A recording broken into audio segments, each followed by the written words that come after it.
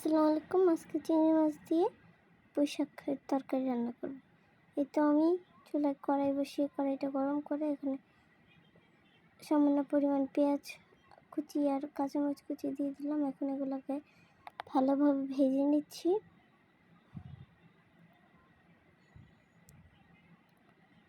এখন চিংড়ি মাছগুলোকে দিয়ে একটু ভালোভাবে ভেজে নেব, চিংড়ি মাছটা কাঁচা না থাকে, পাশাপাশি পেঁয়াজটাও ভাজা হয়ে যাবে।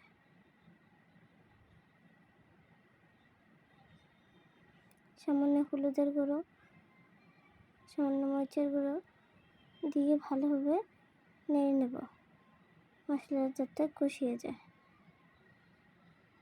সামান্য জিরে গুঁড়ো দিয়ে দিলাম।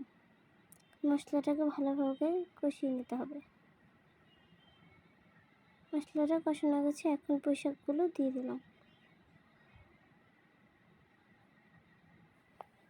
ভালোভাবে নেড়ে নিতে হবে, মশলাটা যাতে পুঁই শাকের সাথে ভালোভাবে মিশে যায়।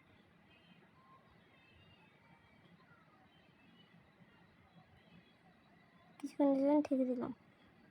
কিছুক্ষণ পর ঢাকনাটা উঠিয়ে দিলাম। এই যে পুঁই শাকে পানি ছেড়ে দিয়েছে, আর এই এক্সট্রা কোনো পানি দিতে হবে না। এখন আলুটা প্রায় সিদ্ধ হয়ে এসেছে।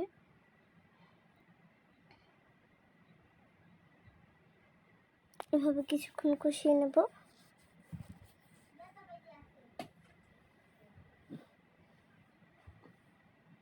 কিছুক্ষণ কষানোর পর আবার ঢাকনা দিয়ে কিছুক্ষণের জন্য ঢেকে দেবো। কিছুক্ষণ পর ঢাকনাটা উঠিয়ে এই যে তরকারিটা প্রায় বলক চলে এসেছে।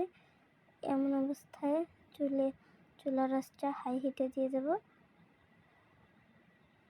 দেখতেই পাচ্ছেন তরকারি কালারটা খুব সুন্দর এসেছে।